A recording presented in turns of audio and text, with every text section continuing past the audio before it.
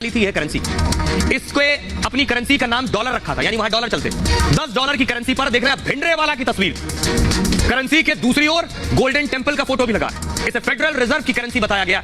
सबसे ऊपर लिखा है रिपब्लिक ऑफ खालिस्तान और उसके नीचे लिखा इन गॉड वी ट्रस्ट। हर डॉलर में एक बारकोड लगा है। झंडा भी छप गया था। अमृतपाल ने अलग देश का अलग झंडा भी बना लिया। झंडे में सिख धर्म के निशान दिख रहे हैं। अपने देश का नक्शा भी बना लिया। मैप में हरियाणा जम्मू कश्मीर दिखाया है। लाहौर पेशावर को भी अपना हिस्सा बता लिया। पासपोर्ट भी छप गए। अपने देश के लिए पासपोर्ट भी बनाया। इस पासपोर्ट पर देश का नाम खालिस्तान लिखा है। वेबसाइट पर डमी पासपोर्ट अपलोड किया।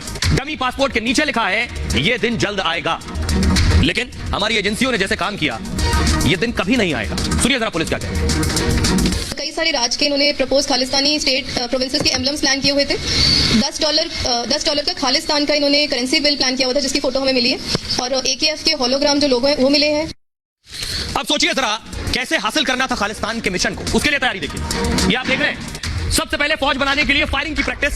फौज निशाना लगाएगी। फौज जंग लड़ने वाली थी। तैयारी ये थी कि फौज बनाएंगे और देखिए फौज निशाना लगाने की प्रैक्टिस कर रही। निशाना कितना लग रहा है नहीं पता, लेकिन प्रैक्टिस कर रहे हैं फौजी। इनमें से कई फौजी अभी डिब्रूगढ़ की जेल में है ठिकाने पर। देख रहे हैं। अगली तस्वीर दिखाइए जरा। फौज को देखिए। फौजी इनके बैठे हैं। AKF की बुलेट प्रूफ जैकेट सबने पहन रखी है। AKF लिखा है। ये देखिए जरा। AKF की जैकेट। खाना खा रहे हैं। ये सारे लोगों को गुमराह कर अपनी फौज में इसने शामिल किया।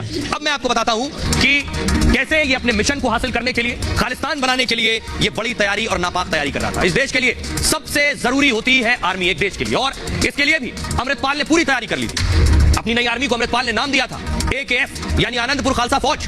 अपनी फौज में अमृतपाल ने बंदूकों से लेकर बुलेट प्रूफ जैकेट तक बांट रखी थी। AKF के हर सदस्य को अमृतपाल ने अलग नंबर दिया हुआ था। इन नंबरों का बाकायदा डेटा रखा जाता था। जैसे आर्मी में ऑफिसर का एक कोड होता है। अमृतपाल अपनी फौज को युद्ध के लिए तैयार कर रहा था। इसके लिए बाकायदा सेना और पुलिस की तरफ से अमृतपाल अपने फौजियों को ट्रेनिंग दे रहा था। उसी तरह की अपने गांव जल्लू खेड़ा में अमृतपाल ने एक फायरिंग रेंज बना रखी थी, जहां पर AKF के सिपाही गोली चलाने की ट्रेनिंग लेते थे। पूर्व फौजी अमृतपाल के सिपाहियों को गोली चलाना सिखाते थे, यानी इसमें पूर्व फौजी भी शामिल है। पुलिस और एजेंसियां अपनी जांच को आगे बढ़ाएंगी तो कई और बड़े नाम सामने आएंगे। स्क्रीन पर अमृतपाल की फायरिंग रेंज की आप तस्वीर देख रहे हैं, जिसमें अमृतपाल का करीबी बसंत गोली चला रहा है, उसका गनर। फिलहाल अमृतपाल के करीबी और बंदूकबाज बसंत को पंजाब की पुलिस डिब्रूगढ़ जेल पहुंचा चुकी है। जांच एजेंसियां अमृतपाल की पूरी कुंडली खंगाल रही है। अमृतपाल के करीबी तजिंदर सिंह से पुलिस ने एक पाकिस्तानी ड्राइविंग लाइसेंस भी बरामद किया है, और इस ड्राइविंग लाइसेंस पर हुसैन जाफर नाम लिखा हुआ। शक है कि इसी हुसैन जाफर के जरिए पाकिस्तान से अमृतपाल मदद मांगता था। फिलहाल पुलिस अमृतपाल के हर लिंक को खंगाल रही है। सुनिए क्या कुछ कह रही है पुलिस इस पूरे मामले में। SSP को सुनिए। मेंबर्स थे, ये ज्यादातर यंग लड़के हैं जो नशे में पड़े हुए थे। जैसे तजिंदर गोरखा खुद पहले ड्रग एडिक्ट था, और इस तरह इनको पहले वहां रखा जाता था। फिर धीरे धीरे इनको इंडोक्ट्रिनेट करके मिलिट्री टाइप की ट्रेनिंग, मार्शल ट्रेनिंग और वेपन ट्रेनिंग भी दी जाती थी। अब आपको मिलवाने जा रहे हैं अमृतपाल के 9 मास्टरमाइंड से। उसके सबसे करीबी 9 मास्टरमाइंड। ये चेहरे आप देख रहे हैं। एक एक चेहरे को पहचान लीजिए। बहुत से जेल में हैं, बहुत की तलाश चल रही है। ये 9 मास्टरमाइंड कौन है? ये वही मास्टरमाइंड है जो अमृतपाल के इस प्लानिंग को कामयाब करने के लिए काम कर रहे थे। कौन कौन वो लोग हैं? सबसे पहले देखिए